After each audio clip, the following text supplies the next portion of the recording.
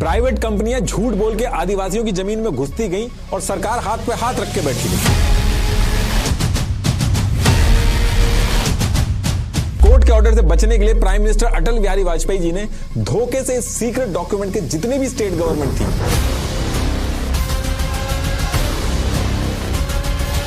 लड़ने वाले आदमियों की लाइन से नसबंदी करा दी। नक्सलवाद नाम ये इसलिए पड़ा क्योंकि नक्सलबाड़ी गांव के अंदर हुआ ये। विमल किसान ने सपने में भी नहीं सोचा होगा कि उसकी वजह से जो नक्सलवाद है, पुलिसिया अंदाज में इससे पूछा गया तो इसने चारू मजूमदार का एड्रेस बता के कहा। कांग्रेस ने कोर्ट में पहुंच के जब एफिडेविट सबमिट किया तो उससे हुआ ये, पीएम इंदिरा गांधी जी ने जब इनकी नकेल कसी, बीड़ी का जो पत्ता था उसका 4 रुपए की जगह जब 25 रुपए मिलने लगा। दलित और पिछड़ी जातियों को सिर्फ एनकाउंटर और बंदूक चलाने के लिए रखा है क्या? आपने नोटिस किया है अगर दांत सीधे ना हो तो सिर्फ स्माइल ही अफेक्ट नहीं होती है, आपका दिमाग भी एक्स्ट्रा काम करता है। स्टडीज कहती हैं कि जब दांत ठीक से अलाइन नहीं होते तो चीजें प्रॉपरली च्यू नहीं होती और उस वजह से डाइजेशन और ब्रेन को ज्यादा मेहनत करनी पड़ती है। इसलिए सीधे दांत सिर्फ अच्छे दिखते नहीं बल्कि आपको हेल्दी भी रखते हैं। तो अगर आपकी अलाइनमेंट ठीक नहीं है तो आप टूथसी के टीथ अलाइनर्स यूज करके 6 से 12 महीने में अपने दांतों को करेक्ट कर सकते हैं। ये अलाइनर्स इनविजिबल है और काफी कंफर्टेबल भी। इनको निकालना और लगाना भी काफी ईजी है। इनको मंगवाने का प्रोसेस भी काफी सिंपल है। आपको बस टूथसी की वेबसाइट पे जाके एक 3D टीथ स्कैन बुक करनी है, जो आप घर पे या टूथसी के 30+ पैन इंडिया सेंटर्स में जाके भी करवा सकते हैं। स्कैन के कुछ ही दिनों बाद आपको एक स्माइल प्लान भेजा जाता है, जिसको अप्रूव करते ही आपके अलाइनर्स होम डिलीवर हो जाते हैं। टूथसी ने 3 लाख से ज्यादा लोगों की हेल्प की है to get their dream smiles. Aligners US FDA cleared है और 100+ डेंटिस्ट और ऑर्थोडेंटिस्ट की बैकिंग भी है। तो आज ही बुक कीजिए अपना free Toothsi teeth scan, link is in the description. तो टॉपिक पे वापस आते हैं। देखिए 18 से 19 सेंचुरी का जो टाइम था, इस टाइम पे इंग्लैंड और जर्मनी के अंदर इंडस्ट्रियल रिवॉल्यूशन हो रहा था। मतलब कि हाथ की बजाय इंडस्ट्रीज लगा के मशीनों से मास प्रोडक्शन हो रहा था। और जब ये हो रहा था तो इस टाइम पे लोग गांव से निकलकर एज लेबर सिटीज में काम करने पहुंच रहे थे। और जब ये लेबर्स इंडस्ट्रीज के अंदर काम करने लगे तो एज सच कोई पॉलिसी या फ्रेमवर्क तो था नहीं। तो इन फैक्ट्रीज के जो ओनर्स थे, इन्होंने गरीब वर्किंग क्लास का खूब एक्सप्लॉयटेशन किया। कम पैसे में 14-14, 15-15 घंटे काम करवाए। इन फैक्ट्रीज के ओनर्स इतने ज्यादा पावरफुल होते जा रहे थे कि जो लॉस थे वो भी इनको फेवर करते थे। अब जब ये सारी चीजें चल रही थी तो सेम टाइम पे यानी कि ईयर 1848 में जर्मनी का एक फिलोसफर और इकोनॉमिस्ट था, जिसके बारे में ऑलरेडी आपने सुना होगा, कार्ल मार्क्स। तो कार्ल मार्क्स ने जब सोसाइटी के अंदर ये डिफरेंस देखा तो उसने एक डॉक्यूमेंट लिखा, जिसको उसने 21 फरवरी 1848 को ऑफिशियली पब्लिश किया। इसमें उन्होंने लिखा कि ये सब जो हमारी सोसाइटी में चल रहा है ये फेयर नहीं है। सोसाइटी अब 2 पार्ट में डिवाइड हो चुकी है। एक तरफ वो लोग हैं जिनके पास फैक्ट्री, पैसा, पावर, रिसोर्सेज सब पे कब्जा हो चुका है। इनको कार्ल मार्क्स ने कैपिटलिस्ट या रूलिंग क्लास कहा। और फिर कहा कि दूसरी तरफ वो लोग हैं जो दिन रात अमीरों से ज्यादा मेहनत करते हैं, फिर भी गरीब हैं और इनके पास रिसोर्सेज और पावर का कोई कंट्रोल नहीं है। इनको कार्ल मार्क्स ने बोला वर्किंग क्लास, लेबर। और इस डॉक्यूमेंट के अंदर कार्ल मार्क्स ने इसका सोल्यूशन भी दिया। उसने कहा कि देखो, जब तक ये सिस्टम बदलेगा नहीं, अमीर अमीर होता जाएगा और गरीब जो है वो और गरीब होता जाएगा। गरीब गरीबी के अंदर से तब तक नहीं निकल पाएगा जब तक ये सिस्टम नहीं बदलेगा, चाहे वो कितनी भी मेहनत कर ले। और फिर कार्ल मार्क्स ने कहा कि अगर इस सिस्टम को बदलना है तो क्लासलेस सोसाइटी बनानी होगी, जिसमें किसी के पास भी प्राइवेट प्रॉपर्टी नहीं होगी, सारे रिसोर्सेज और प्रॉफिट पे सबका बराबर का हक होगा। और इसके साथ साथ एक चीज और बोली जो अभी आगे चल के नक्सलिज्म का बेस बनेगी। उन्होंने कहा कि ये जो अमीर है इन सारी पावर और रिसोर्सेज पे कब्जा करके बैठा है, ये अपनी पावर और रिसोर्सेज जो है इनको पीसफुल तरीके से कभी नहीं देगा। इसलिए गरीबों और वर्किंग क्लास जो है इनको वायलेंस भी करना पड़ सकता है। अब 21 फरवरी 1848 को कार्ल मार्क्स ने ये जो डॉक्यूमेंट पब्लिश किया, इसको द कम्युनिस्ट मैनिफेस्टो कहा गया और इस पूरी आइडियोलॉजी को कम्युनिज्म बोला गया। और यहीं से लाल रंग, जो खून का रंग होता है, उसे कम्युनिज्म के सिंबल से जोड़ा गया। आपने कई जगह पे लोगों को लाल सलाम बोलते हुए सुना होगा, कहीं कहीं पे आपने रेड कॉरिडोर सुना होगा। अब जब कार्ल मार्क्स ने इस पूरे एक्सप्लॉयटेशन के ऊपर एक डॉक्यूमेंट रिलीज किया तो पहले क्या था कि लोग एक्सप्लॉयटेशन तो झेल रहे थे, लेकिन उनके पास उस चीज को समझाने का या एक्सप्रेस करने का कोई क्लियर तरीका नहीं था। कार्ल मार्क्स की ये थ्योरी यानी कि कम्युनिज्म आइडियोलॉजी, ये जब लोगों तक पहुंची तो उससे हुआ ये कि लोगों को एक फ्रेमवर्क मिला जिसमें उनको समझ में आया कि गरीब होना उनकी गलती नहीं है, बल्कि ये जो पूरा सिस्टम है ये खराब है, इसकी वजह से ये लोग गरीब हैं। देखिए जितनी भी चीज मैं अभी बता रहा हूं, आप थोड़ा सा वेट करिएगा, अब ये सारी चीजें नक्सलिज्म से रिलेट करेंगी। तो अब इसके बाद होता क्या है कि 21 फरवरी 1848 को कार्ल मार्क्स ने डॉक्यूमेंट रिलीज किया जिसे कम्युनिस्ट मैनिफेस्टो बोला गया। और सेम टाइम पे यूरोप के अंदर लोग इक्वालिटी को लेकर प्रोटेस्ट वगैरह तो कर ही रहे थे, लेकिन 3 दिन बाद 24 फरवरी 1848 को फ्रांस में प्रोटेस्ट हुए। इसके नेक्स्ट मंथ मार्च 1848 में और प्रोटेस्ट हुए। जर्मनी, ऑस्ट्रिया, इटली, इन जगहों पे भी लोगों ने प्रोटेस्ट करना स्टार्ट किया, लेकिन अभी तक भी चीजें कंट्रोल में थी। लेकिन इसके लगभग 70 साल बाद यानी कि ईयर 1917 में, आज का जो रशिया है, उस समय वहां पे रशियन एम्पायर होता था, तो वहां पे एक फेमस लीडर था जिसका नाम आपने सुना होगा,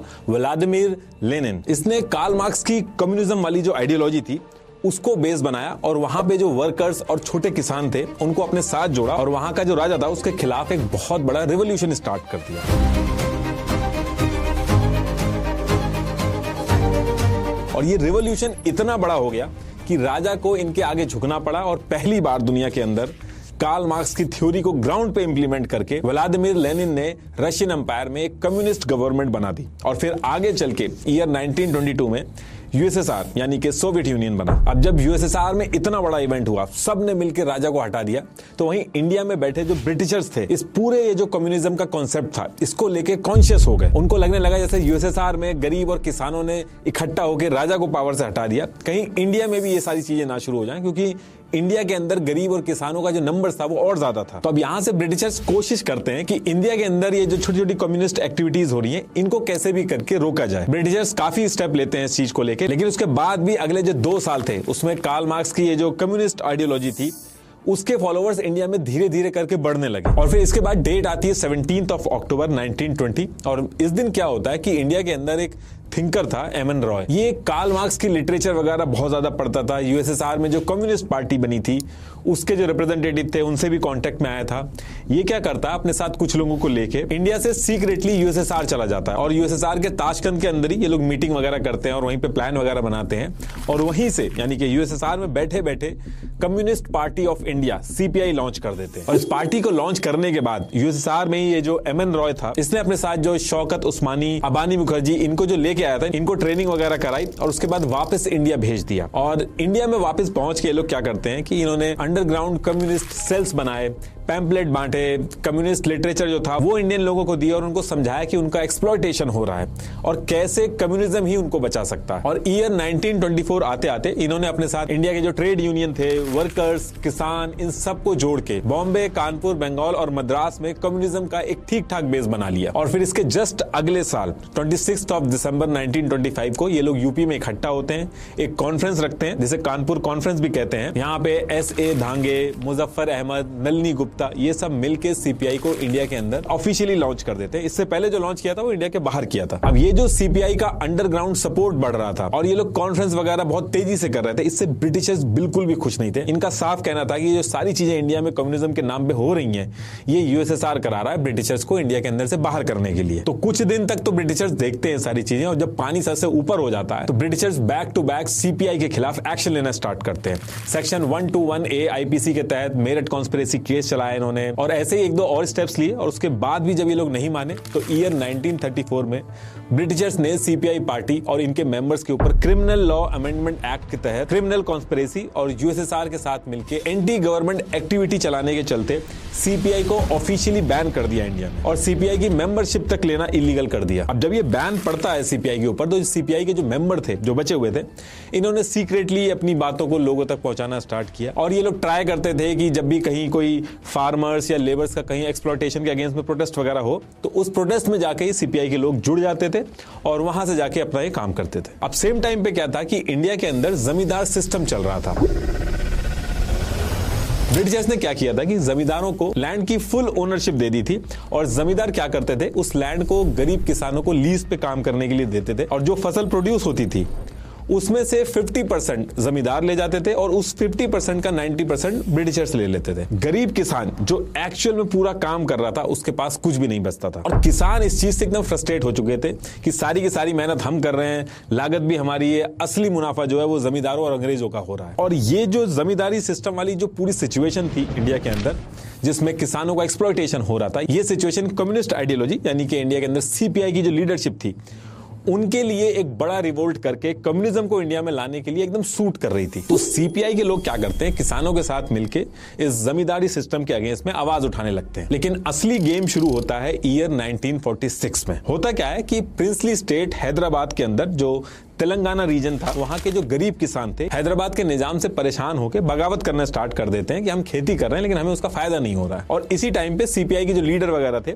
वो भी इन किसानों को सपोर्ट कर देते हैं। कई सारे प्रोटेस्ट होते हैं बैक टू बैक, लेकिन हैदराबाद का जो निजाम था वो बिल्कुल मानता नहीं है। अब जब निजाम मानता नहीं है तो सीपीआई के लीडर और उस एरिया के जो किसान थे, करीब 5000 से ज्यादा लोग थे, ये एक साथ इकट्ठा होकर एक आर्मी बना लेते हैं। और आर्मी बनाने के बाद जितने भी उस एरिया में जमींदार थे इनकी हवेलियों पे हमला कर देते हैं, लैंड रिकॉर्ड चला देते हैं। और ऐसे कर करके प्रिंसली स्टेट ऑफ हैदराबाद के अंदर जो 3000 छोटे छोटे विलेज थे जिसमें करीब 30 लाख से ज्यादा लोग रहते थे, ये पूरा एरिया सीपीआई के कंट्रोल में आ जाता। ये जो पूरा एरिया आप रेड में मैप के ऊपर देख रहे हो, वारंगल, नालगोंडा, करीमनगर और आसपास के गांव, सब सीपीआई के कंट्रोल में आ गया था। और सीपीआई क्या करता है, इस एरिया की जो 4 लाख हेक्टर जमीन जो थी वो गरीब किसानों में बांट देते हैं। अब आपका क्वेश्चन ये होगा कि ब्रिटिशर्स क्या कर रहे थे इस टाइम पे, वो क्यों नहीं सपोर्ट कर रहे थे, निजाम क्यों नहीं रोक पाया। तो देखिए ईयर 1946 में ब्रिटिशर्स जाने वाले थे इंडिया से, उनको कोई मतलब नहीं था इन सारी चीजों से। और निजाम की जो फोर्सेस थी ये सीपीआई वाले और किसान वाले मिलकर जो छुप छुप के गुरिल्ला वॉरफेयर कर रहे थे और अटैक करके जो भाग जाते थे, इसका कोई सोल्यूशन ही नहीं निकल रहा था उनके पास। इस वजह से इस एरिया के ऊपर सीपीआई का कंट्रोल आ गया था। अब एक तरफ इतनी बड़ी चीज कर दी सीपीआई ने हैदराबाद के अंदर, वहीं सेम टाइम पे हैदराबाद के इधर नॉर्थ बंगाल में दिनाजपुर, मालदा, रागपुर, अभी ये सारा एरिया बांग्लादेश के अंदर आ गया। तो सीपीआई ने क्या कर रखा था कि किसानों के राइट्स और जमींदारी सिस्टम के अगेंस्ट में एक ऑल इंडिया किसान सभा बना रखी थी। तो हैदराबाद के एरिया में जब सीपीआई को सक्सेस मिलती है तो सेम टाइम पे सीपीआई की ऑल इंडिया किसान सभा क्या करती है, किसानों को अपने साथ मिला के एक बड़े स्केल पे तिभागा मूवमेंट स्टार्ट कर देती है। तिभागा मतलब 3 भाग, 3 पार्ट। इसमें इन्होंने डिमांड की कि ये जो फसल प्रोड्यूस हो रही है इसके 3 भाग करो, यानी कि 3 पार्ट करो। 1 पार्ट जमींदार को दो और 2 पार्ट जो असली मेहनत कर रहा है गरीब किसान उसको मिलना चाहिए। तो इसको इन्होंने तिभागा मूवमेंट बना के रिवॉल्ट स्टार्ट कर दिया। अब ये जो तिभागा मूवमेंट था इसको बहुत ज्यादा सक्सेस मिलने लगती है, लोग जुड़ने लगते हैं इससे। लेकिन इसी बीच में क्या होता है कि 15 अगस्त 1947 को इंडिया को आजादी मिल जाती है। और पार्टीशन के टाइम पे बंगाल का भी पार्टीशन होता है, उसका एक पार्ट जो होता है वो ईस्ट पाकिस्तान बन जाता है, यानी कि आज का बांग्लादेश। तो मोस्टली एरिया जहां पे तिभागा मूवमेंट चल रहा था, जहां सक्सेस मिल रही थी, वो आधा ईस्ट पाकिस्तान में चला जाता है, आधा इंडिया में रह जाता है। तो ये जो मूवमेंट थी ये भी रुक जाती है आजादी के बाद। अब इसके बाद इंडियन गवर्नमेंट पावर में आती है और नेहरू जी प्राइम मिनिस्टर बनते हैं। लेकिन आजादी मिलने के बाद भी सीपीआई कहता है ये जो आजादी हमें मिली है ये पूरी आजादी नहीं है, ये इंडियन गवर्नमेंट भी अलग नहीं है, ये भी जमींदारों और कैपिटलिस्टों की सरकार है। और फिर इसके बाद सीपीआई रुकता नहीं है, नेक्स्ट ईयर ही सीपीआई ऑफिशियली इंडियन गवर्नमेंट के खिलाफ रिवॉल्यूशन स्टार्ट कर देता है। इसका नाम देता है रिवॉल्यूशन नाउ, तुरंत क्रांति, और आर्म्ड रिवॉल्यूशन शुरू कर देता है इंडियन गवर्नमेंट के खिलाफ। अब जब ये सारी चीजें चल रही थी तो इसी टाइम पे सीपीआई के अंदर 2 यंग मेंबर थे, चारू मजूमदार और कोंडापल्ली सीतारमैया। ये पहले स्टूडेंट थे, फिर इन्होंने कार्ल मार्क्स और लेनिन की कम्युनिस्ट आइडियोलॉजी से इंस्पायर होकर सीपीआई को ज्वाइन कर लिया था। और बहुत ही कम टाइम में लोग फेमस हो रहे थे और सीपीआई को बहुत तेजी से आगे बढ़ा रहे थे। ये दोनों नाम आप याद रखिएगा, अभी आगे चल के यही दोनों इंडिया की हिस्ट्री की सबसे बड़ी इंटरनल सिक्योरिटी थ्रेट, नक्सलवाद को एस्टैब्लिश करेंगे। अब इधर इंडिया में तो ये सारी चीजें चल रही थी और सेम टाइम पे इंडिया के बगल में जो इंडिया का पड़ोसी था चाइना, वहां भी सेम इंडिया जैसी दिक्कतें चल रही थी। वहां भी फैक्ट्रीज ज्यादा नहीं थी, वहां की इकोनॉमी भी फार्मिंग पे बेस्ड थी और वहां भी किसान नंबर्स में ज्यादा थे और जमींदारी सिस्टम था। थोड़े से अमीर लोगों के पास बहुत सारी लैंड थी वहां पे भी। तो चाइना में क्या होता है कि एक कम्युनिस्ट लीडर था माओ जेडोंग, उसने अपने साथ सारे गरीब किसान इकट्ठे किए और उनकी एक गोरिल्ला स्टाइल आर्मी बनाई। पहले ये लोग विलेज के अंदर गए, वहां हमला किया, वहां पे कब्जा किया, फिर सिटीज पे कब्जा किया और 1 अक्टूबर 1949 को माओ जेडोंग ने चाइना में कम्युनिस्ट गवर्नमेंट बना दी। Mao Zedong stood atop Tiananmen Gate in Peking and declared the birth of the People's Republic of China, marking a profound shift in the nation's history. इस पूरे रिवॉल्यूशन में 1 million से ज्यादा जमींदारों का कत्लेआम हुआ, मास रीलोकेशन हुआ, भूखमरी फैली। अब ये चीज मैं इसलिए बता रहा हूं क्योंकि इसका डायरेक्ट इंपैक्ट इंडिया पे भी हुआ। इंडिया की जो सीपीआई थी वो भी सेम चीज प्लान करने लगी और आपस में इन्होंने डिस्कशन स्टार्ट कर दिया कि इंडिया की सिचुएशन चाइना की तरह ही थी। माओ जेडोंग ने तो चाइना में जो किया सेम चीज हम इंडिया में क्यों नहीं कर पा रहे हैं। तो ये डिसाइड करते हैं कि हमें भी किसानों की गुरिल्ला आर्मी बनानी होगी, पहले रूरल एरिया को टारगेट करना होगा और फिर उसके बाद सिटीज को कब्जे में ले लेंगे। अब चाइना में जो हुआ वहां से सिर्फ सीपीआई हरकत में नहीं आई, इंडियन गवर्नमेंट भी हरकत में आई। उन्होंने तुरंत ये चीज अनाउंस कर दी कि हम किसानों के लिए लैंड रिफॉर्म्स लाएंगे, जमींदारी सिस्टम खत्म करेंगे, जिनके पास जरूरत से ज्यादा जमीन है उनसे जमीन लेके गरीब किसानों में डिस्ट्रीब्यूट करेंगे। और ये अनाउंसमेंट करने के तुरंत बाद एग्रेरियन रिफॉर्म कमेटी बनाई गई जिसको टास्क दिया गया कि जल्दी से जल्दी इसके ऊपर रिपोर्ट सबमिट करो। और बिना टाइम वेस्ट किए 9 जुलाई 1949 को as per plan agrarian reform committee ने अपनी रिपोर्ट सबमिट करी। अब इसमें इन्होंने बहुत सारी चीजें सजेस्ट करी, जैसे जमींदारी सिस्टम को ऑफिशियली खत्म करने को कहा गया। इसमें यह भी बोला गया कि जो खेती करेगा उसी की जमीन हो, एक आदमी कितनी लैंड रख सकता है, इन सारी चीजों के ऊपर सजेशन दिए। लेकिन जैसे ही रिपोर्ट सबमिट हुई, इंडिया के अंदर जो पावरफुल लोग थे, जमींदार थे, उनका गवर्नमेंट के ऊपर बहुत प्रेशर आने लगा और ये चीज इंप्लीमेंट नहीं हो पाई। और इस चीज की वजह से बहुत बड़ी दिक्कत शुरू हो जाती है। आगे कुछ टाइम तक तो कुछ नहीं होता है, लेकिन ईयर 1951 में इंडिया के अंदर जनरल इलेक्शंस होने थे और सीपीआई कहती है कि इस इलेक्शन में हम भी खड़े होंगे, डेमोक्रेटिक तरीके से हम लोग पावर में आएंगे। अब ये चीज सीपीआई जो हथियार उठाने की बात करती थी उससे थोड़ी हट के थी। तो सीपीआई के अंदर भी कई सारे ऐसे लीडर थे, चारू मजूमदार जैसे, जो हमेशा से चाइना स्टाइल में हथियार उठा के लड़ाई करना चाहते थे। वो गुस्सा भी हो गए थे। इनफैक्ट चाइना की जो कम्युनिस्ट पार्टी थी वो वहां से बैठे बैठे इंडिया की जो सीपीआई पार्टी थी, ये जो इलेक्शन लड़ने की अप्रोच रख रही थी, इसको क्रिटिसाइज करने लगी। लेकिन सीपीआई के जो मेन लीडर थे वो मानते नहीं है, वो इलेक्शन लड़ते हैं। अब इंडियन गवर्नमेंट ने जो लैंड रिफॉर्म का वादा किया था उसको इंप्लीमेंट नहीं किया था, तो उसकी वजह से थोड़े नेगेटिव सेंटिमेंट्स थे, तो इस चीज का उसको थोड़ा नुकसान होता है। और सीपीआई जो है, जो एकदम नई पार्टी थी, वो सेकेंड हाईएस्ट सीट जीत के मेन ऑपोजिशन पार्टी बन जाती है और फिर आगे चल के केरला के असेंबली इलेक्शन भी जीत जाती है। ये एक बहुत ही अलार्मिंग सिचुएशन थी कांग्रेस गवर्नमेंट के लिए। तो कांग्रेस तुरंत इस पे एक्ट करती है और जमींदारी सिस्टम इंडिया के अंदर खत्म करने के लिए लॉज बनाने पे ध्यान देती है। State by state in laws को इंप्लीमेंट करना स्टार्ट किया ताकि किसान नाराज ना हो और सीपीआई के साथ जुड़ने ना लगे। तो स्टेट बाय स्टेट इन्होंने ये चीज इंप्लीमेंट करनी स्टार्ट कर दी। अब एक तरफ तो ये सारी चीजें चल रही थी, वहीं दूसरी तरफ सीपीआई जो इलेक्शन लड़ रही थी, इसकी वजह से सीपीआई के अंदर ही आइडियोलॉजिकल डिफरेंसेस आ गए थे, दो गुट बन गए थे और इसकी वजह से एक गुट ने सीपीआई से अलग होकर एक नई पार्टी बनाई, CPIM, communist party of India Marxist. तो एक तरफ सीपीआई थी, दूसरी तरफ उससे अलग होकर सीपीआईएम बन गई और तीसरी तरफ चारू मजूमदार जो था वो वेस्ट बंगाल के अंदर अंडरग्राउंड था, उसको इंडियन फोर्सेस ढूंढ रही थी। वो एकदम क्लियर था कि हमें हथियार उठा के चाइना की तरह, माओ जेडोंग की तरह ही इंडिया के अंदर पावर में आना है। और वो डेली बेसिस पे सीपीआई ये जो इलेक्शन लड़ती थी इसको क्रिटिसाइज करता था। वो साफ कहता था कि इंडियन सिस्टम के अंदर रह के कभी असली क्रांति नहीं आएगी, पावर बंदूक के दम पे ही मिलती है। चारू मजूमदार को 100% जो चाइना के अंदर माओइस्ट स्टाइल में आर्म्ड रेवोल्यूशन हुआ था, वही सेम चीज इंडिया में वो चाहता था। अब इसके बाद चारू मजूमदार क्या करता है, वो अंडरग्राउंड तो ऑलरेडी था ही था, वो डॉक्यूमेंट लिखना स्टार्ट करता है। 28 जनवरी 1965 से अगले 2 साल तक वो 8 डॉक्यूमेंट लिखता है। जब भी आप नक्सल के बारे में कहीं डिस्कशन करोगे तो इन 8 डॉक्यूमेंट की बात जरूर होती है। इसको कुछ लोग हिस्टोरिक 8 डॉक्यूमेंट भी बोलते हैं, कुछ लोग इंडिया का कम्युनिस्ट मैनिफेस्टो भी कहते हैं। काफी फेमस डॉक्यूमेंट है ये जब भी इंडिया के अंदर नक्सलवाद की बात होती है। इन डॉक्यूमेंट्स के अंदर चारू मजूमदार ने स्टेप बाय स्टेप पूरे प्रोसेस लिखे हैं कि कैसे हथियार उठा के पावर में आया जाएगा। इंडिया के अंदर ये जो पूरा कम्युनिस्ट मूवमेंट है ये फेल क्यों हो रहा है, इसके रीजन लिखे।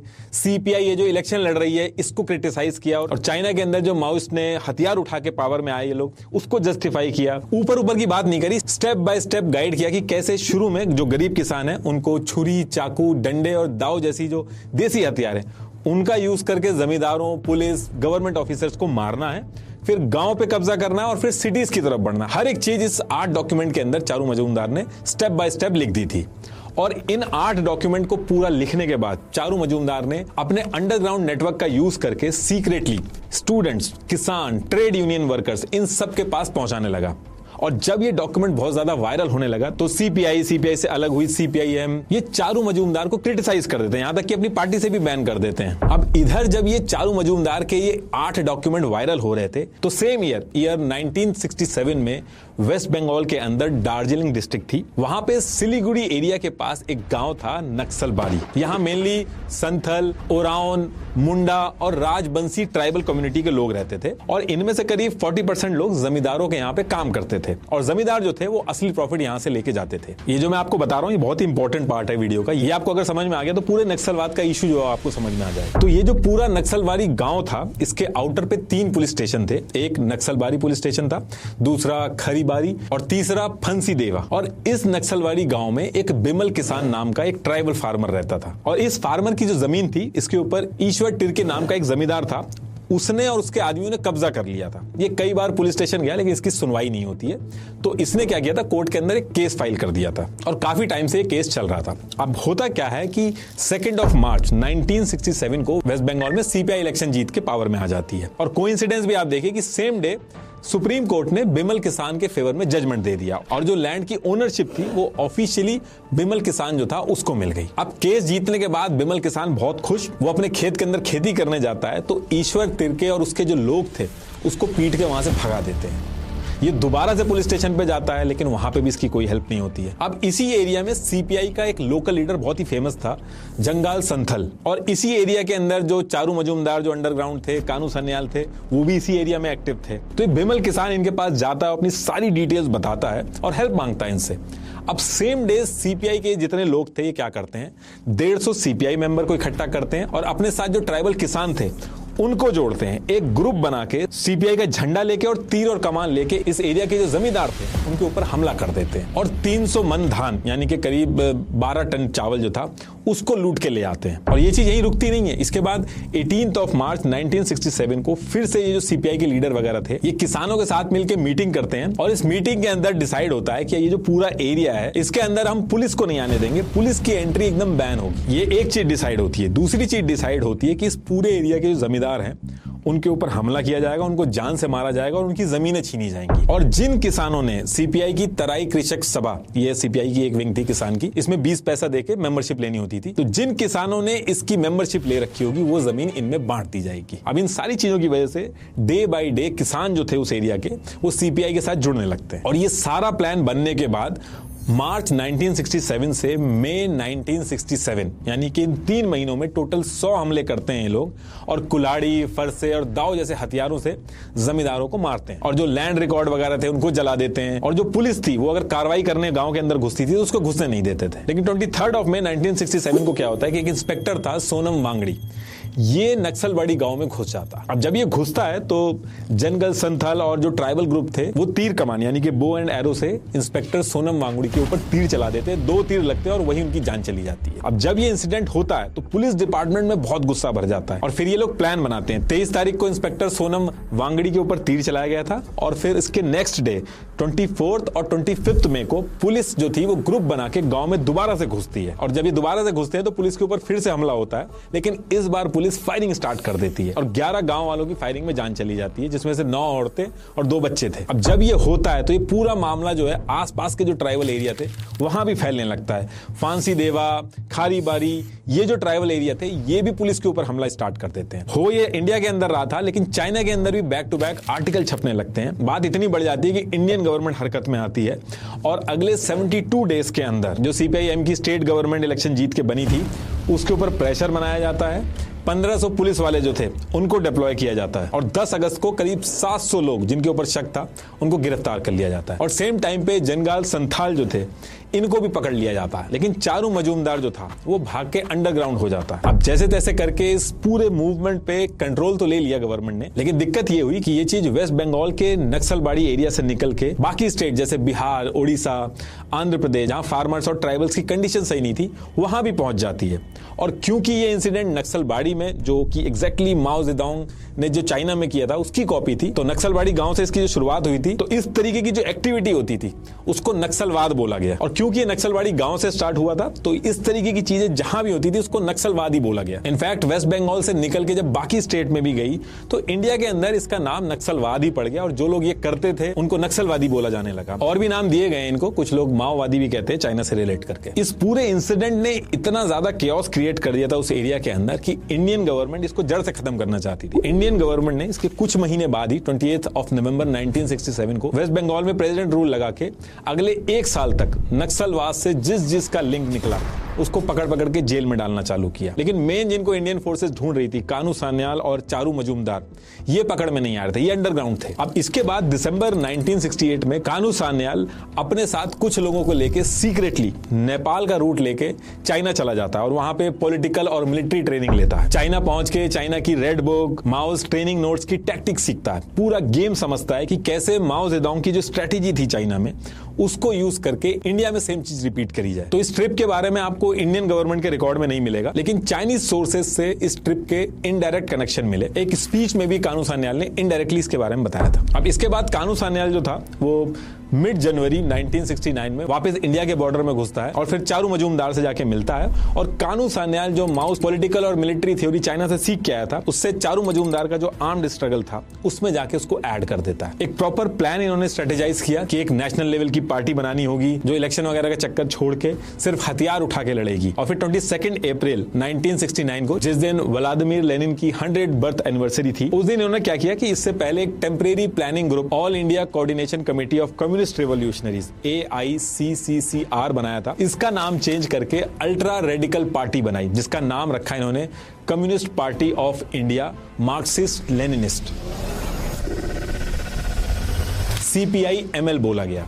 CPI-ML जहां पे आ जाए इसका मतलब वो इलेक्शन का बॉयकॉट कर रहे हैं, वो सिर्फ गवर्नमेंट के खिलाफ हथियार उठा के लड़ाई लड़ना चाहते हैं। इनके स्लोगन भी ऐसे थे, China's path is our path, China's chairman is our chairman. इसके साथ साथ इन्होंने नारे भी दिए कि जिनके हाथों में क्लास एनिमी का ब्लड नहीं लगा वो कम्युनिस्ट कहलाने के लायक नहीं है। तो यही सारी चीजें प्लान करके इसके एम वगैरह रखे गए और 17,000 से ज्यादा लोगों ने इस CPI-ML पार्टी को ज्वाइन कर लिया और बहुत ही कम टाइम के अंदर CPI-ML आंध्र प्रदेश, वेस्ट बंगाल और बिहार में जो पूरा नक्सलवाद था इसका एपिसेंटर बन गया। ये एक तरफ अपनी आर्म्ड स्ट्रगल जो थी वो कंटिन्यू रखते थे और इसके साथ साथ इंडिया गवर्नमेंट के अगेंस्ट में कहीं भी अगर प्रोटेस्ट वगैरह होते थे तो CPI-ML वाले पहुंच जाते थे। और जब ये सारी चीजें चल रही थी तो इसी बीच में क्या होता है कि इंडियन फोर्सेस को इंटेल मिलता है कि कानू सान्याल गोदावरी डिस्ट्रिक्ट आंध्र प्रदेश के जंगल में छुप के पूरे एरिया के अंदर नक्सलवाद का कोऑर्डिनेशन कर रहा है। तो ये इंटेल मिलते ही आंध्र प्रदेश पुलिस और सेंट्रल इंटेलिजेंस तुरंत पहुंच के 1 अगस्त 1970 को कानू सान्याल को अरेस्ट कर लेती है। ये बहुत बड़ा झटका था CPI-ML के लिए, लेकिन चारू मजूमदार अभी भी अंडरग्राउंड था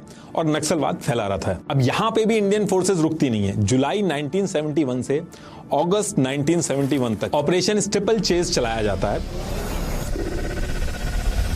जिसमें बल्क में करीब 20,000 नक्सलियों को पकड़ के जेल में डाला जाता है। और जो इतने लोग जेल में डाले गए इन्हीं में से एक आदमी था जो इंटेरोगेशन के टाइम पे चारू मजूमदार, जिसके ऊपर 10,000 का इनाम रखा गया था, जो पूरे नक्सल मूवमेंट को हेड कर रहा था, उसका एग्जैक्ट एड्रेस बता देते हैं कि चारू मजूमदार कोलकाता के एंटली एरिया के 113 बेलिया घाटा रोड पर छुपा है। और बिना टाइम वेस्ट किए 16 जुलाई 1972 को 1 बजे पुलिस ने इस एड्रेस पे रेड की और चारू मजूमदार को घेर के पकड़ लिया। और पकड़ने के बाद इंटेरोगेशन स्टार्ट होता है और फिर 13 दिन बाद 28 जुलाई 1972 को कोलकाता पुलिस हेडक्वार्टर के लाल बाजार सेंट्रल लॉकअप में चारू मजूमदार की डेथ हो जाती है। ऑफिशियली ये बताया गया कि चारू मजूमदार को पहले से ही टीबी था और कार्डियक अरेस्ट आने की वजह से जान गई, लेकिन नक्सल्स ये बात मानते नहीं है। नक्सल्स का कहना था कि पुलिस ने इतना मारा कि जान चली गई। और कानू सान्याल जो जेल में बनता वो भी कुछ टाइम बाद वो भी इतना डिप्रेस हो जाता है कि वो भी फांसी लगा के अपनी जान ले लेता है। अब चारू मजूमदार के जाने से पूरा ये जो नक्सलिज्म का मूवमेंट चल रहा था ये एकदम वीक पड़ जाता है। और फिर ईयर 1973 से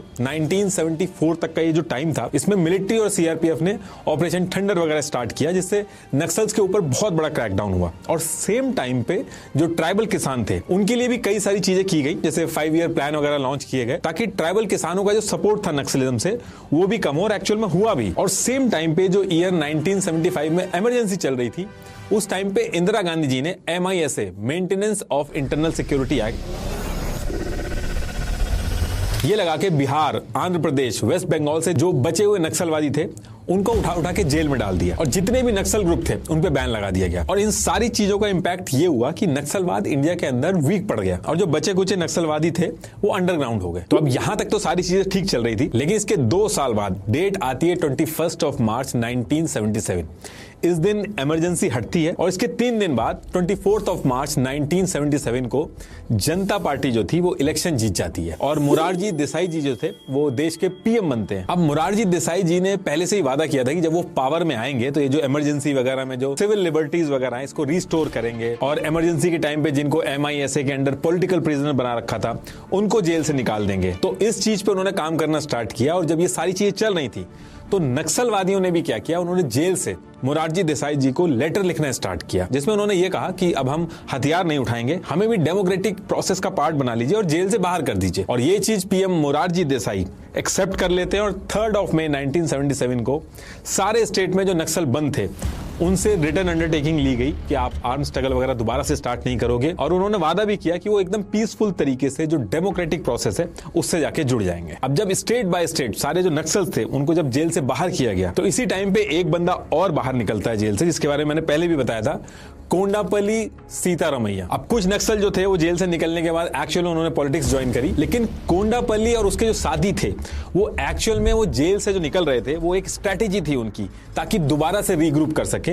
एक्चुअल में वो डेमोक्रेटिक प्रोसेस का पार्ट नहीं बनना चाहते थे और कोंडापल्ली और इसके साथ के जो लोग थे ये अंडरग्राउंड हो जाते हैं और अंडरग्राउंड होके नक्सल ग्रुप जितने भी थे उनको एक्टिवेट करते हैं और रीग्रुपिंग स्टार्ट करते हैं। और अगले 3 साल तक जितने भी छोटे छोटे नक्सल ग्रुप थे जैसे कि Maoist communist centre MCC, party unity, ऐसे करके 30 से 40 नक्सल ग्रुप जो थे उनको रीयूनाइट किया कोंडापल्ली ने और दिन रात मेहनत करके 30,000 लोगों को जोड़ लिया। ईयर 1980 आते आते कोंडापल्ली बहुत स्ट्रांग हो गया था, उसने अपना बेस बना लिया था और इसी ईयर में उसने नेशनल लेवल का एक नक्सल ग्रुप जिसका नाम उसने पीपल्स वॉर ग्रुप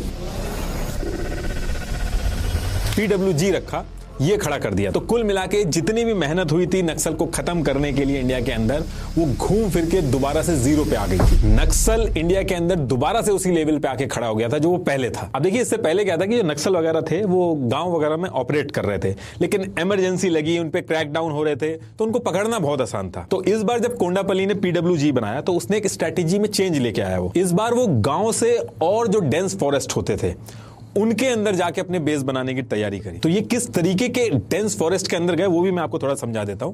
देखिए इस पर्टिकुलर टाइम पे इंडिया का जो टोटल जियोग्राफिकल एरिया था उसका 12% एरिया यानी कि करीब 40 मिलियन हेक्टेयर एरिया ये एकदम डेंस फॉरेस्ट था जो मेनली इन स्टेट्स में था और इन एरियाज में 5% ट्राइबल पॉपुलेशन रहती थी। और ये जो ट्राइब्स थी इनके लिए इनका जंगल, इनकी जमीन, इनका पानी ये सबसे इंपॉर्टेंट चीज थी, यही इनकी पहचान थी और यही इनका कल्चर था।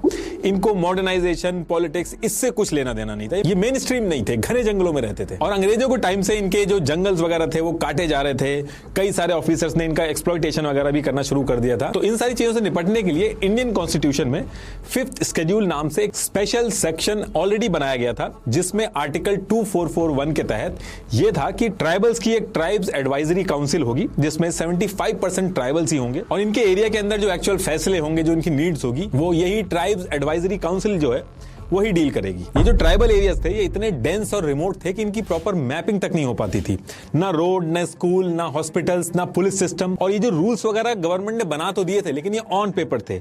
ग्राउंड रियलिटी ये थी कि ज्यादातर जो ट्राइबल्स थे जो इस एरिया में रहते थे वो इस एरिया के जो जमींदार थे उनके खेतों में जाके खेती करके अपना पेट पालते थे और उनका एक्सप्लॉयटेशन होता था। आए दिन जमींदारों और ट्राइबल्स के बीच में डिस्प्यूट होते थे लेकिन ट्राइबल्स की सुनवाई नहीं हो पा रही थी। और सेम ईयर में जिस ईयर में नक्सलों ने PWG बनाई उसी टाइम पे एक और चीज करी गवर्नमेंट ने, फॉरेस्ट कंजर्वेशन एक्ट 1980 भी लेके आ गई जिसमें यह था कि अब ट्राइबल जो जंगल में जाके लकड़ी, पत्ते, फ्रूट्स ले आते थे उसके लिए भी फॉरेस्ट ऑफिसर से उनको परमिशन लेनी होगी। तो ये जो सारी सिचुएशन हुई डेंस फॉरेस्ट और जो रूल्स आ गए गवर्नमेंट के, ट्राइबल जो थे उनका एक्सप्लॉयटेशन हो रहा था, वो ना कुछ भी हो रहे थे। कोंडापल्ली ने इस पूरी सिचुएशन को एकदम परफेक्ट समझा अपनी नक्सलवादी गतिविधियों को आगे बढ़ाने के लिए। तो कोंडापल्ली की जो PWG थी ये क्या करते, ये गांव से ज्यादा अंदर जो डेंस फॉरेस्ट है जहां ट्राइब्स रहते थे इनके रीजन में जाके धीरे धीरे घुसना स्टार्ट किया और इनका ट्रस्ट जीतना स्टार्ट किया। कोंडापल्ली की जो PWG थी ये आंध्र प्रदेश, तेलंगाना, छत्तीसगढ़, उड़ीसा, महाराष्ट्र, झारखंड, बिहार के जितने डेंस एरिया थे इनमें घुसना स्टार्ट करती है। और जब ये इन डेंस फॉरेस्ट में घुसे तो इन्होंने ट्राइबल्स का ट्रस्ट जीतने के लिए बहुत मेहनत भी करी। जैसे कम्युनिकेशन स्ट्रॉन्ग करने के लिए इन्होंने गोंडी लैंग्वेज भी सीखी और इन्होंने ट्राइबल्स के साथ मिलकर उनकी प्रॉब्लम सुनी और इनको प्रोटेस्ट वगैरह करना भी सिखाया। तो पीडब्ल्यूजी ने ये जो ट्राइबल्स को प्रोटेस्ट वगैरह सिखाया था और जब एक्चुअल में ट्राइबल्स ने गवर्नमेंट के खिलाफ प्रोटेस्ट किए तो उनको इसका फायदा भी मिला। जैसे शुरू में इन्होंने प्रोटेस्ट किया तो गवर्नमेंट ने ट्राइबल्स को केटल को जंगल के अंदर ले जाना, जंगल में लकड़ी लेके आना और छोटी मोटी हंटिंग के लिए भी अलाउ कर दिया। ईयर 1982 से ईयर 1990 तक पीडब्ल्यूजी ने इन डेंस फॉरेस्ट में घुस के ट्राइबल का ट्रस्ट जीतने के लिए बहुत ज्यादा मेहनत करी, अपना बेस स्टैब्लिश किया। जैसे ये जो पूरी बेल्ट थी, नॉर्थ तेलंगाना, बस्तर छत्तीसगढ़, गढ़चिरौली महाराष्ट्र, साउथ ओडिशा, इस बेल्ट को आगे चल के रेड कॉरिडोर भी बोला गया। तो इसमें क्या था कि ट्राइबल्स जो थे वो फॉरेस्ट के अंदर से पेपर बनाने के लिए बैम्बू स्टिक्स और बीड़ी बनाने के लिए तेंदुपत्ता इकट्ठा करके ठेकेदारों को कम पैसे में देते थे। 120 बंबू स्टिक का 1 रुपए और तेंदुपत्ता के 100 बंडल के लिए 4 रुपए मिलते थे। तो पीडब्ल्यूजी ने क्या किया, ट्राइबल्स का एक आदिवासी किसान मजदूर संगठन AKMS और इन्हीं ट्राइबल्स के साथ घुल मिलके प्रोटेस्ट करवाए और ये सब करने के बाद ट्राइबल्स का फायदा भी हुआ। तेंदुपत्ता जो 4 रुपए का था उसकी जगह 25 रुपए उसके दाम हो गए, जिससे इन डेंस फॉरेस्ट के अंदर जो ट्राइबल्स थे वो बहुत ज्यादा खुश हो रहे थे। और साथ में उस टाइम पे एक और चीज थी कि जो फॉरेस्ट ऑफिसर्स थे ये रिश्वत वगैरह भी लेते थे और कई केस ऐसे भी आते थे कि जो ट्राइबल्स फीमेल थी उनके साथ भी छेड़खानी करते थे। तो नक्सल्स ने क्या किया, ट्राइबल्स को अपने साथ लेके इन फॉरेस्ट ऑफिसर्स पे हमला कर दिया। एक रेवेन्यू ऑफिसर था जिसने ट्राइबल लड़की के साथ छेड़खानी की थी, उसको पेड़ से बांध दिया और जितनी ट्राइबल फीमेल्स थी उनसे उसके मुंह पे स्पिट करवाया। ये इंसिडेंट बहुत फेमस हुआ ट्राइबल्स के बीच में और ट्राइबल जो थे वो नक्सल्स का एक्चुअल में सपोर्ट करने लगे। और जब ईयर 1990 तक नक्सल्स ने अपना बेस बना लिया, ट्राइबल्स का ट्रस्ट जीत लिया, ट्राइबल्स गवर्नमेंट से ज्यादा नक्सल्स का सपोर्ट करने लगे, तो धीरे धीरे करके नक्सल्स ने अपने हाथ खोलने चालू किए। ये डेंस फॉरेस्ट इतने रिमोट थे कि गवर्नमेंट सिस्टम जैसे पुलिस, कोर्ट, स्कूल, हॉस्पिटल ये सब कुछ होता ही नहीं था। तो नक्सलवादियों ने क्या किया, इन्होंने अपनी पैरेलल गवर्नमेंट चला दी, अपने कोर्ट और लॉ सिस्टम बना दिए। लैंड या मैरिज का कोई डिस्प्यूट होता था तो जो ट्राइबल्स होते थे वो नक्सल्स के पास जाते थे। उस एरिया में कोई जॉब वगैरह थी नहीं तो जो यंग ट्राइबल्स थे उनको नक्सल अपने साथ जोड़ने लगे, उनको माओइस्ट लिटरेचर वगैरह पढ़ाने लगे और इस एरिया के जो कॉन्ट्रैक्टर्स और बिजनेसमैन थे उनसे नक्सल एक्सटॉर्शन मनी लेने लगे। और ये जो पूरी बेल्ट थी, ये जो पूरा एरिया था, इसको लोग कम्युनिज्म के लाल रंग से जोड़ के, ये जो आप स्क्रीन पे देख रहे हो, इसको रेड कॉरिडोर बोलने लगे।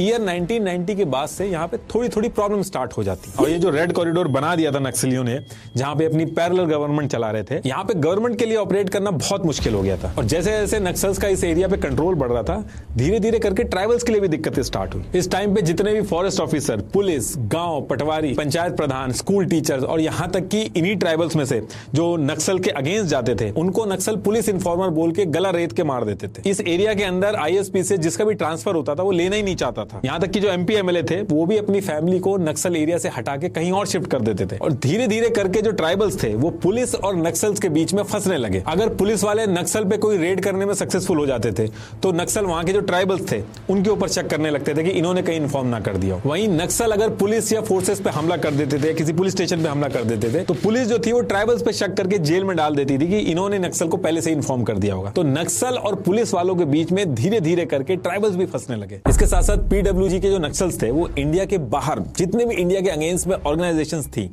उनसे भी हाथ मिलाने लगते हैं। जैसे सेम ईयर में जो नक्सल्स थे वो श्रीलंका के लिट्टे से कांटेक्ट करते हैं और श्रीलंका जाके वहां पे गुरिल्ला वॉर की ट्रेनिंग, IED बनाना, लैंड माइंस कैसे प्लांट करना, ये सारी चीजें सीखते हैं। लिट्टे ने पीडब्ल्यूजी के नक्सल्स को 50 से 60 AK-47 भी दी थी और इसी टाइम पे आसाम के उल्फा ग्रुप से भी जाके कोऑर्डिनेशन करने लगते हैं। तो बेसिकली यहाँ से ट्रेनिंग वगैरह लेने के बाद ये लोग बहुत ही ऑर्गेनाइज और एक आर्मी की तरह काम करने लगे थे। और जब ये लोग ट्रेनिंग वगैरह लेके एक्सपर्ट बन गए तो IED ब्लास्ट करके पुलिस ऑफिसर जो उस एरिया से निकलते थे उनके ऊपर यूज करने लगे। और गवर्नमेंट अगर कोई भी एक्शन लेती थी तो फॉरेस्ट इतने ज्यादा घने थे कि इनको पकड़ ही नहीं पाती थी।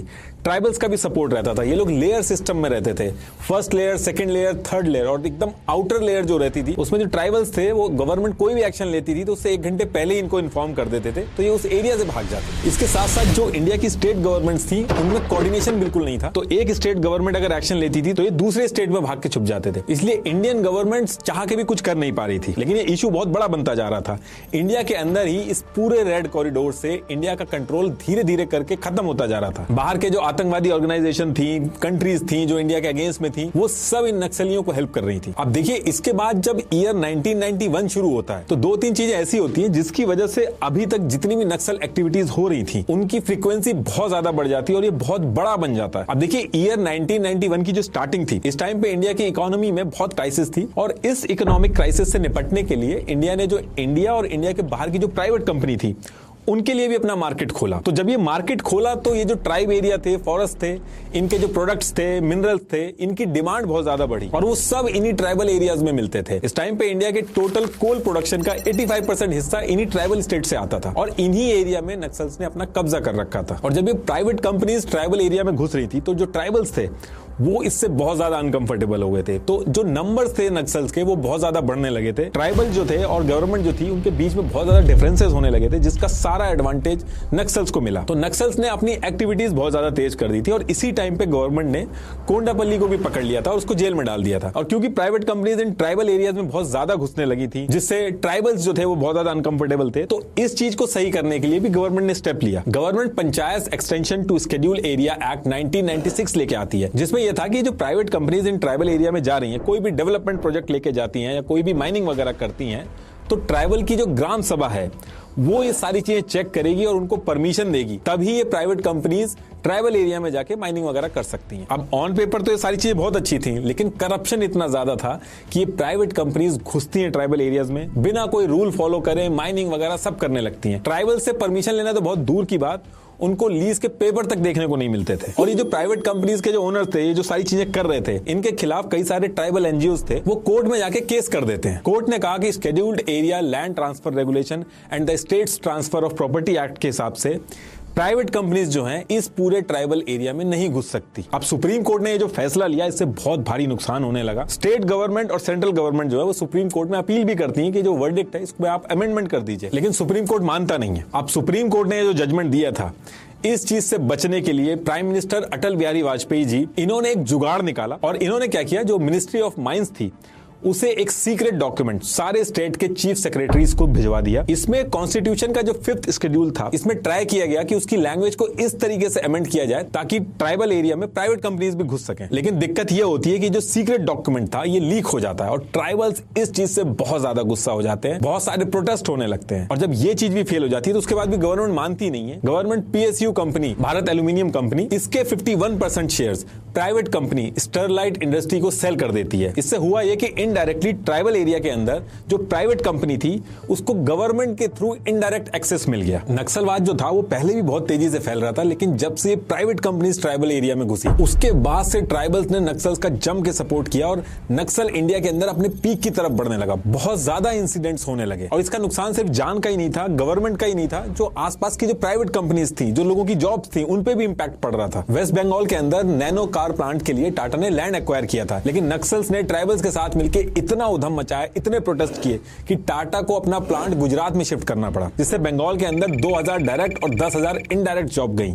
1000 करोड़ का इन्वेस्टमेंट का लॉस हुआ। साउथ कोरिया की Pohang iron and steel company जो थी वो ओडिशा के अंदर अपना प्लांट लगाने आई थी। ये इंडिया की हिस्ट्री का 2nd हाईएस्ट FDI इन्वेस्टमेंट था, $12 बिलियन का। नक्सल्स ने इतना कोहराम मचाया, इतने हमले किए इस एरिया में, कंपनी डर के मारी चली गई इंडिया के अंदर से और बहुत नुकसान हुआ इंडिया को। मॉनिटरी नुकसान तो हो ही रहा था, उसके साथ साथ इस पूरे एरिया में जो रेड कॉरिडोर था, MP, MLA, IAS, PCF, इन सब के ऊपर ये लोग डेली बेसिस पे हमला करने लगे थे। 1 अक्टूबर 2003 को आंध्र प्रदेश के CM चंद्रबाबू नायडू तिरुपति से तिरुमाला जा रहे थे। नक्सल्स ने इनके ऊपर अटैक करने का प्लान बनाया और रास्ते में 17 IED बम लगा दिए। कार वहां पे पहुंची और फटा तो चीफ मिनिस्टर चंद्रबाबू नायडू जो थे उनकी कार हवा में उड़ गई, उनकी कॉलर बोन में फ्रैक्चर हुआ लेकिन जान बच गई। और जो advance military grade claymore mine ये लोग यूज कर रहे थे अटैक के लिए, वो जो लोकल इंडिया की सिक्योरिटी फोर्सेस थी उनके पास तक नहीं थी, लेकिन नक्सल्स के पास थी। इस इंसिडेंट के बाद क्रैकडाउन बहुत ज्यादा तेजी से स्टार्ट हो गया था। तो नक्सल्स ने अपनी पावर को बढ़ाने के लिए जो छोटे छोटे नक्सल ग्रुप थे उन सबको मिला के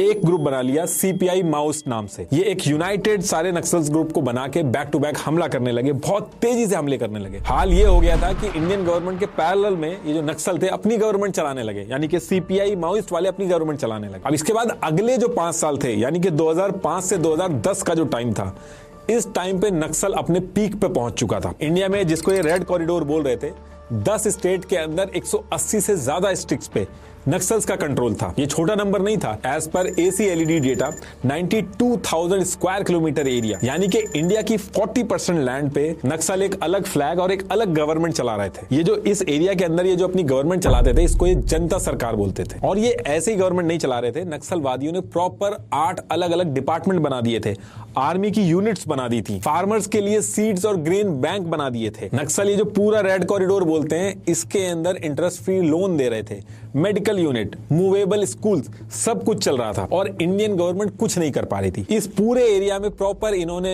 एक्सटॉर्शन के रेट कार्ड बना रखे थे। माइनिंग कंपनीज, रोड कॉन्ट्रैक्टर, तेंदू कॉन्ट्रैक्टर, शॉपकीपर्स, पेट्रोल पंप्स, इन सब के ओनर जो थे वो जितना भी प्रॉफिट बनाते थे उन सब के परसेंटेज पहले से ही फिक्स रहते थे, उनको नक्सल को देने होते थे। और जो इस एरिया के इंपॉर्टेंट लोग थे वो अपनी प्रोटेक्शन के लिए पैसा देते थे नक्सल को, वरना उनको जान से मार देते थे या उनकी फैमिली के लोगों को किडनैप कर लेते थे। इसके साथ साथ इस एरिया में इन्होंने चरस और अफीम का भी बिजनेस किया, काफी स्मगलिंग करी। अब 2010 तक तो ये पीक में रहे, लेकिन 2010 के बाद धीरे धीरे ये लोग वीक पड़ने लगे और उसका सबसे पहला रीजन था इनके इंटरनल कन्फ्लिक्ट। ये जितने नक्सल ग्रुप्स थे इनमें रीजनलिज्म यानी कि क्षेत्रवाद बहुत ज्यादा हो गया था, जिसकी वजह से एक अनसेड कम्युनिकेशन में इनके अंदर एक कन्फ्लिक्ट सा चल रहा था। हो ये रहा था कि मोस्टली नक्सल ग्रुप जो थे उनके जो टॉप लीडर्स बनते थे वो आंध्र प्रदेश से बनते थे और जो डेंजरस काम होते थे, एनकाउंटर और हथियार उठा के इंडियन फॉरेस्ट में इंडियन गवर्नमेंट के आगे खड़ा होना, ये सारे काम ये पिछड़ी जातियों को देते थे। दूसरा, नक्सल ग्रुप के जो टॉप लीडर थे ये नक्सल के पैसे से अपनी पर्सनल प्रॉपर्टीज बना रहे थे। लड़ाई ये गरीबों की कर रहे थे लेकिन खुद पैसा बना रहे थे। एक्चुअल में जो नक्सलवादी थे, ट्राइबल्स थे,